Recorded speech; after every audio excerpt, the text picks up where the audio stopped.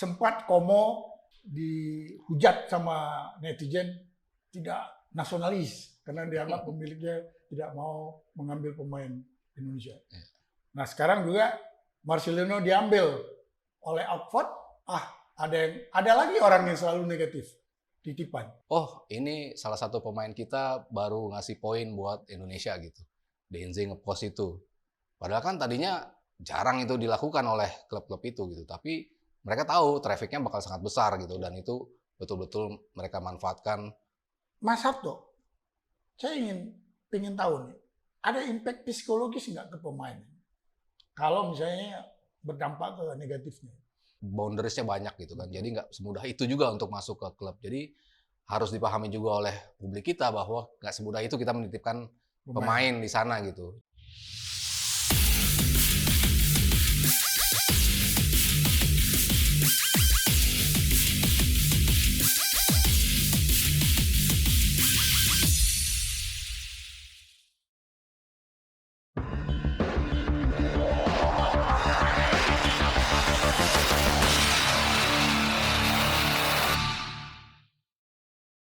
Kembali bertemu dengan saya Hasan Abdul Ghani di acara Hasan Corner. Tetap dengan pasangan saya, kayaknya sudah mulai akrab gitu. Sebenarnya kita reuni. Ini kita kan sama-sama alumni bola. Betul. Jadi orang kadang-kadang berpikir ini bola mau terbit lagi. Tabloid bola. Tabloid bola ya. Rindu gua sama tabloid bola. Benar. Kalau dulu rindu kan, nulis lagi apa gimana? Dua-duanya. Dulu waktu pembaca menanti setiap Jumat. Yeah. Setelah jadi anggota itu kan ada kewajiban mengisi kolom. Memang kolom saya dikasih waktu itu basket. Tapi asik-asik aja. Yeah. Ya kan? Nah, karena saya juga pernah mengcover World Cup, yeah, macam Olimpik.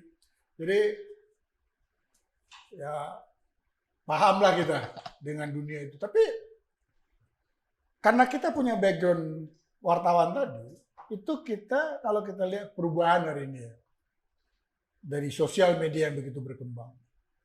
Kalau kita lihat sekarang kan sosial media di Indonesia ini kan hampir kalau saya nggak salah 150 juta yang aktif. Dan almost itu di generasi milenial. Dominan umur 19 ke 25. Itu persentasenya. Yeah. Nah, di situ juga kita lihat hari ini sosial media ini telah merubah semuanya, akhirnya tabloid bola pun harus say goodbye gitu. Yeah. Ya kan banyak kita lihat media-media yang selama ini Kompas, kalau dalam negeri, kalau di luar negeri New York Times, semuanya udah Wall Street, itu kan berimpact karena perubahan teknologi. Mas Sabto, kita kan sering dulu mewawancara pemain. Saya tuh pernah mengalami di era saya. Saya susah sekali dulu kalau mewawancara pemain sepak bola dari Eropa. Malah terkesan saat itu mereka kayak minta bayaran. Hal yang berbeda di Amerika. Atlet di Amerika tuh kepengen kali masuk ke media. Betul. Karena mereka dengan masuk ke media itulah terjadi value-nya naik. Yeah. Nah, ini kan paradigma, perubahan paradigma waktu itu di Eropa yang terakhir berubah. Nah, hari ini dengan perubahan teknologi dan sosial media juga berkembang begitu pesat. Contoh, kita lihat Marcelino hari ini menjadi salah satu pemain di Oxford. Sempat Como dihujat sama netizen tidak nasionalis karena dianggap pemiliknya tidak mau mengambil pemain Indonesia. Nah sekarang juga Marcelino diambil oleh Oxford. Ada lagi orang yang selalu negatif, titipan. Oke lah, itu jangan kita bahas. Menurut Mas Sabto, perubahan teknologi ini, perubahan sikap, habit ini berdampak apa di sepak bola? Ya tadi mungkin menyinggung awal bergugurannya media-media konvensional ya. Mungkin ya ada juga kaitannya jelas dengan apa yang terjadi di dunia sekarang digital, media sosial terutama. Kita tahu gimana media cetak akhirnya harus say goodbye tadi karena kalah dengan website. Bisa dikatakan seperti itu, kalah dengan kecepatan internet. Tapi website sekarang pun struggling juga karena ada yang lebih baru lagi. Kita bicara media sosial. Kan kalau dulu kan mungkin orang mencari berita jelas dari media. Karena media punya kemampuan untuk wawancara, punya kemampuan untuk menyampaikan isi wawancara itu kepada publik. Nah, dengan sekarang banyaknya pelakunya sendiri yang mempertontonkan dan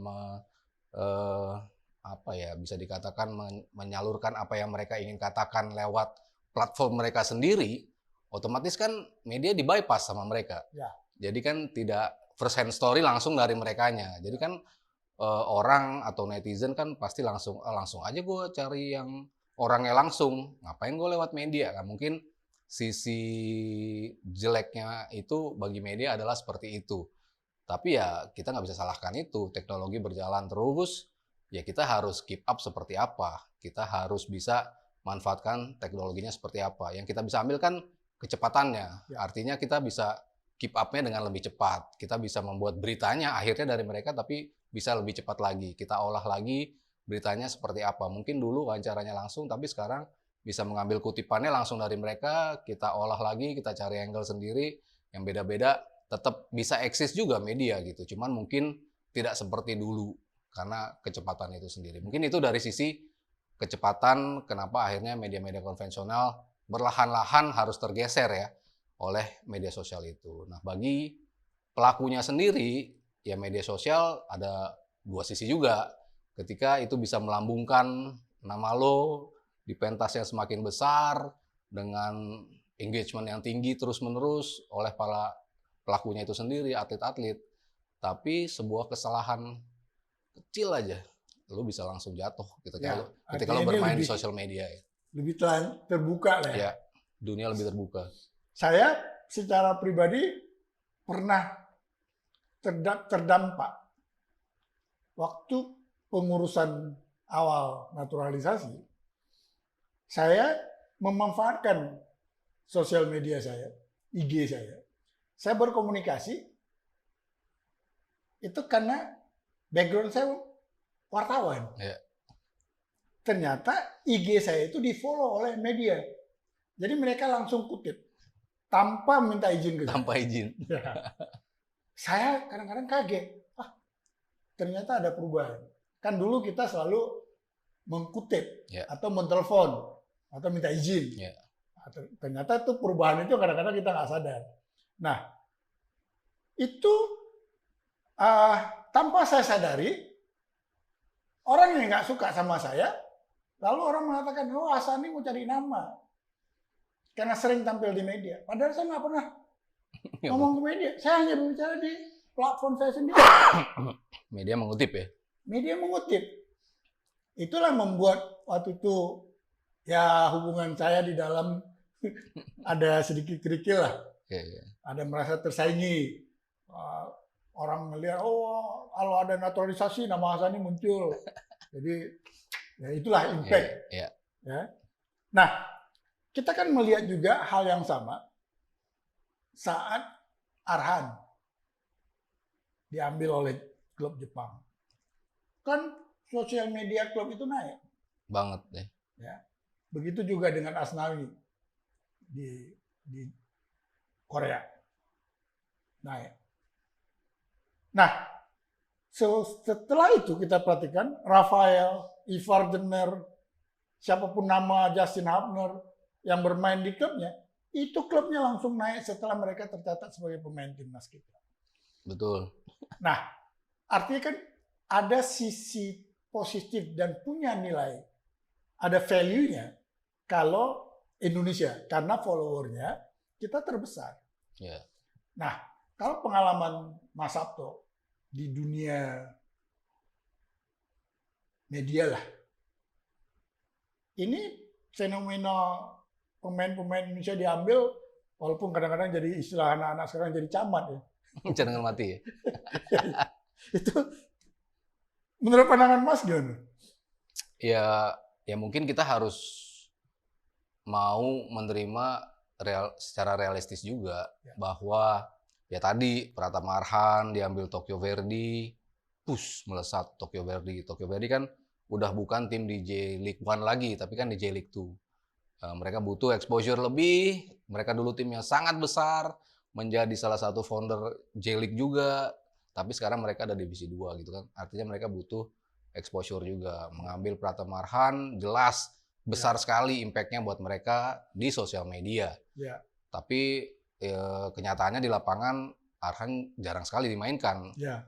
Bahkan di partai-partai yang menjadi partai yang biasanya memainkan pemain-pemain cadangan, itu pun dia bukan starter juga gitu kan. Artinya kok pemain kita hanya dibutuhkan dari sisi exposure-nya aja.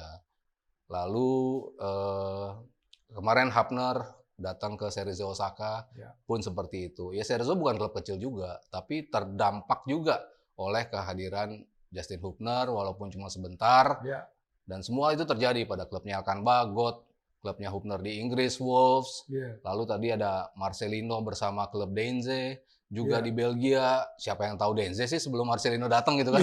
Tapi sekarang impact-nya luar biasa besar. Dan mereka juga menyadari betul kekuatan netizen kita dalam bisa meramaikan jagat maya ini. Karena begitu pemain kita main di timnas, tiba-tiba klub-klub mereka nge-post aja gitu. Oh, ini salah satu pemain kita baru ngasih poin buat Indonesia gitu. Denze nge-post itu. Padahal kan tadinya jarang itu dilakukan oleh klub-klub itu gitu. Tapi mereka tahu trafficnya bakal sangat besar gitu. Dan itu betul-betul mereka manfaatkan kehadiran pemain-pemain kita di sosial media mereka masing-masing. Ya, kata kuncinya lah traffic. Background saya kan sport marketing. Saya pernah buat buku. Sebenarnya isi buku itu kuncinya how we create the value. Nah, create value itu adalah pasangannya media. Ada media yang selama ini kita kenal broadcast atau media print. Nah, sekarang kan perubahan terjadi. Media itu kan sekarang udah ada istilah OTT, udah istilah macam-macam. Yeah. Kita tahu Netflix, kita tahu video, kita tahu macam hari ini. Itu kan perubahan yang luar biasa. Malah hari ini kalau hasil riset, penonton TV-nya kurang. Menurun, yang penontonnya pun umur-umur udah tua yang nonton. Jadi anak-anak muda itu platformnya udah beda. On demand ya? On demand. Nah, itu juga terjadi kepada industri sepak bola. Makanya klub-klub besar, Juventus, Munchen, even FIFA, itu sangat mengandalkan sekarang sosial media. Betul. Nah, tadi di awal kita katakan, kalau perorangan, hari ini kita lihat misalnya Rafael. Rafael kan termasuk top name hari ini di sebagai influencer untuk produk, ya karena cakep, manis, banyak cewek suka gitu kan. Nggak tahu wangi apa nggak dia, tergantung parfum. Tapi memang cute, yang cute, Rafael. Terus Nathan, ya kan, Nathan itu katanya ada adu pandang dengan Aurel, ya tahu lah. Semua udah jadi selebritis. Tapi ini juga membawa impact. Dia bisa populer, tapi sedikit salah juga bisa. Ya kan kita lihatlah, kita ikutin. Kayak Marcelino pernah salah ngomong. Karena dia menjawab. Terus kadang-kadang sudah masuk ke wilayah private. Arhan misalnya. Saya nggak mau bahas ya, tapi ini impact ya. Misalnya apakah benar atau tidak kasus keluarga dia, tapi itu kan wilayah private dia. Tapi hari ini kayaknya nggak ada lagi border. Mas Sabto, saya ingin tahu nih, ada impact psikologis nggak ke pemain? Kalau misalnya berdampak ke negatifnya. Iya, semuanya jelas bergantung pada individu masing-masing ya. Kalau kita bicara Marcelino, ini anak ternyata tough. Ketika kemarin dia dalam tanda kutip menantang netizen dengan mengatakan ini negara lucu gitu kan, maksudnya once lo bagus, lo dipuja-puja. Once lo tampil sedikit di bawah form, lo langsung dihujat habis-habisan gitu. Maksudnya, kok begitu yang dilakukan? Mungkin itu perasaan Marcelino. Akhirnya dia mengeluarkan statement itu, dan setelah itu dia dihujat habis-habisan, tapi dia bisa buktikan, by the time gue masuk lapangan, gue buktiin bahwa quality gue tetap ada. Ya. He's a tough guy gitu, dia bisa ngebuktiin itu gitu. Ada lagi contoh, Arkan Kakak. Ketika kemarin sempat ramai juga, dia dikatakan sebagai pemain bola TikToker seperti itu. Walaupun saya pribadi, it's fine. Lo habis cetak gol di Piala Dunia U17, ya lo mau joget, lo mau apa, terserah. Maksudnya, just enjoy the game. He's enjoying the game sebetulnya kan. Tapi ada aja yang mengomentari bahwa lo ngapain sih joget-joget seperti itu. Itu ternyata mentalnya mungkin nggak setaf Marcelino, terimpact terhadap performance dia di lapangan gitu. Dan diakui sendiri oleh ayahnya, Kakak pun sendiri mengatakan bahwa ketumpulannya dalam mencetak gol itu ada pengaruhnya dari momen itu. Nah itu kan tergantung individu masing-masing gitu. Cuman ya saya selalu berpesan juga sama ya Marcelino lah, Arkan Kakak, just buktiin di lapangan. Ya. By the time lo bisa buktiin itu, lo akan membungkam semua gitu kan. Nah itu kan tergantung, balik lagi, kekuatan mental dari mereka. Dan kalau tadi Bang Hasanin nanya, impact-nya ada nggak? Jelas ada, buktinya ada di Arkan Kakak. Di Pratama Arhan sendiri, ya ini masalah yang lain lagi gitu. Ya. Dan benar atau salah pun tetap aja akan mempengaruhi performance dari sisi mentality. Cuman kan saya selalu melihat Arhan, he's a warrior, dia pejuang, dia bisa memperjuangkan posisinya di bek kiri di tengah gempuran pemain-pemain lain. Itu kan nunjukin karakter dia tough. Ya. Nah ini lagi-lagi dia punya battle yang berbeda. Ayo buktiin Arhan, lo tetap pemain yang selama ini kita sanjung lo gitu. Lo punya kemampuan untuk memberikan yang terbaik gitu. Nah itu selalu kita tunggu sih. Ya artinya rumus both side berlaku. Ya. Ada black and white, ada positif dan negatif. Ya tinggal kita mendewasakan dengan keterbukaan ini.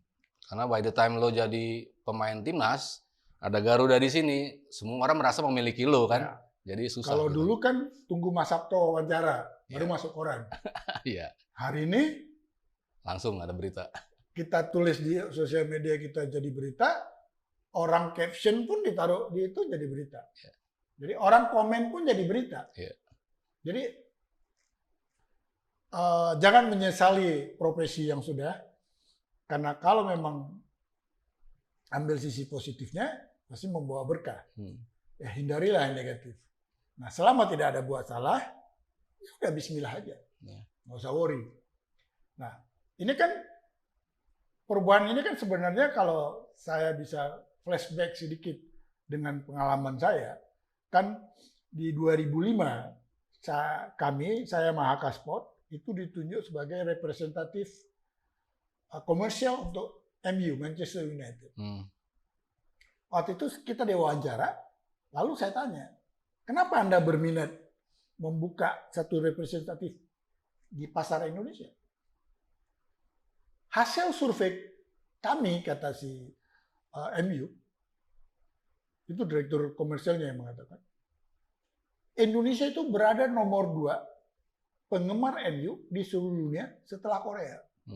Oh bukan China ya? Bukan, waktu itu belum China. Dia bilang. Jadi ya opportunity. Maka kami mencari partner yang mengerti pasar domestik. Oh kita kan Mahaka, siapa kita kan? Tiba-tiba digandeng dengan MU kan luar biasa. Nah, disitulah saya banyak belajar tentang bisnis sepak bola. Nah, hal-hal yang banyak positifnya lah gitu. Nah, hari ini pun dengan bentuk yang berbeda, different, tapi kan basicnya sama. Tetap industri dan mencari value. Dari value itu kan mereka akan mendapat sponsor karena akan mengangkat nilai klubnya. Maka mereka sekarang berlomba-lomba mencari market-market yang besar. India market besar, tapi sepak bolanya is not number one. Yeah. Cricket bisa. Cricket. China is number one, tapi kan dia juga bukan olahraga sepak bola, bukan nomor satunya. Iya. Nah, Jepang pun gitu ya. Jepang. Indonesia sebenarnya yang gila marketnya. Makanya semua negara itu menuju ke Indonesia. Kenapa ke Cina? Karena di situ banyak produsen. Sponsornya banyak, kalau kita lihat ini kan banyak dari China. Apalagi dengan muncul mobil-mobil listrik. Betul. Nah, Jepang kan sudah agak tertinggal sekarang. Cina lagi, kita lihat kemarin Piala Eropa, kita lihat Piala Amerika. Sponsornya udah China semua ya? China semua. Itu target mereka ke pasar situ. Tapi the real penontonnya ada di Indonesia. Maka kenapa Piala AFF kalau Indonesia macam-macam, kok takut itu? Benar. Nah, ini kan kita lihat pasar. Kalau dulu dengan media lama, sekarang media baru. Waktu perubahan itu kan kita menyebutnya new media. Yeah. Hari ini namanya sosial media. Ya kan? Kan ini perubahan sangat tajam. Nah, saya nggak bisa ngebayang kalau prestasi timnas kita naik, lalu berimpact kepada liga kita juga naik, maka value-nya akan naik. Secara otomatis ya. Sekarang aja kalau saya nggak salah, beberapa pemain seperti Nathan, seperti Ragnar, seperti Rafael, itu udah antri untuk dalam negeri. Nah, sekarang kan tinggal mereka mikir luar negeri. Gitu. Nah, lalu nanti mungkin terserahlah pemain-pemain ini diambil oleh klub Eropa, klub Asia untuk keperluannya follower, sah-sah saja. Mas Sabto, apa mengharapkan dengan ini kepada industri kita, sepak bola kita? Iya, kalau kita contoh Thailand misalnya ya, dia kan juga melakukan ini sebelum kita kan. Maksudnya invest di klub-klub Inggris tuh, bahkan di Spanyol pun mereka banyak invest juga gitu kan. Ya, Manchester City kan awalnya ya Taksin lah kita tahu kan. Dan mereka juga kalau bilang KKN ya KKN juga kan mencoba memasukkan pemain-pemain mereka ada di tim gitu. Bermain mungkin beda cerita gitu, tapi at least ketika ada di tim itu kan pasti ada experience yang didapat, ada quality yang meningkat secara berlatih yang tidak pernah dia dapatkan sebelumnya di level klub maupun timnas, itu bisa mereka dapatkan. Jadi semakin banyak investor kita di luar kan, tapi kan polisinya berbeda-beda ya. Untuk boleh masuk ke dalam sebuah klub, lo butuh peringkat FIFA berapa negaranya, lo butuh sebagai non-Uni Eropa dan segala boundariesnya banyak gitu kan. Jadi nggak semudah itu juga untuk masuk ke klub. Jadi harus dipahami juga oleh publik kita bahwa nggak semudah itu kita menitipkan pemain di sana gitu. Cuman kalau bisa, dan kejadiannya untungnya Nathan juga bisa ke sana, barusan ini Marcelino juga bisa datang ke Oxford, itu saya selalu melihat sebagai hal yang mungkin di satu sisi untuk tadi lagi balik ke sosial medianya mereka meningkat, tapi nggak apa-apa, pemain kita kan harus merasakan itu. Experience bermain di luar, experience berlatih di luar. Marcelino ketika di Denze nggak pernah main juga kok, nggak banyak menit mainnya. Tapi di lapangan bersama timnas, kualitasnya kan terjaga. Bahkan he's above yang lain di timnas dari pemain kita gitu kan. Artinya kan ada impact pemain-pemain kita di luar. Asnawi Pratama balik lagi, yang paling lucu Pratama ditaruh posternya, padahal nggak ada di tim. Di tim inti nggak ada, di cadangan nggak ada, tapi posternya Pratama Arhan. Game week posternya itu kan lucu, menunjukkan butuh engagement gitu. Kita dimanfaatkan, tapi kita juga harus manfaatkan mereka untuk apa yang kita dapat itu loh. Itu yang harus setiap pemain tuh punya mindset itu. Memang harus kita akui kualitas pemain kita untuk ukuran Eropa nggak gampang. Marcelino kan termasuk salah satu wonder kid yang menurut saya luar biasa. Umur 19 tahun, malah 18 tahun dia udah Iya, 18 udah. Di umur 19 tahun dia sudah tercatat 26 kali memegang cap timnas senior. Ya, artinya kan kalau kita compare dengan pemain Spanyol kayak Yamal atau Messi, kan untuk ukuran Indonesia ya Marcelino is luar biasa, Iya. ya kan? Tapi untuk dia dobrak pasar Eropa itu kan tidak mudah juga. Iya. Cerita yang berbeda ya. Kita beda. Dulu ada yang namanya Bagus Kavi. Kan ini kan juga wonderkid waktu itu. Iya. Waktu dibuat acara apa namanya dengan Garuda Select gitu ya. Garuda Select. Nah, dibawa ke Inggris, dilihat luar biasa. Nah, tapi waktu saya ke Belanda saat itu, saya nonton Utrecht, saya ketemu dengan orang-orang di sana, ketemu dengan Bagus segala macam. Saya mendapat informasi kiri dari samping gitu. Saya bilang gimana? Bagus bisa bertahan nggak Utrecht? Dia bilang sayang ya, Bagus ini nggak masuk kriteria kualitas yang Utrecht itu. Artinya kita ketinggalan dalam hal itu. Betul. Nah, kalau itu bisa kita perbaiki, itu kan dengan kehadiran pemain-pemain dari luar hari ini, bisa dicontoh, itu kan akan memudahkan pemain kita bermain di Eropa. Kenapa? Tadi kelebihannya kita bisa bawa follower, itu salah satunya. Yeah. Tapi kan follower itu menjadi tidak ada arti kalau prestasinya nggak ada. Hari ini juga tercatat beberapa owner dari klub luar negeri dimiliki oleh orang kita. Tapi kan tadi tidak serta-merta bisa. Yeah. Pak Erik dengan Pak Anin misalnya di Oxford. Mungkin lebih mudah karena dia langsung ketua PSSI. Terus ada si Sitorus ya. Sitar Sitorus Ya, di Belgia.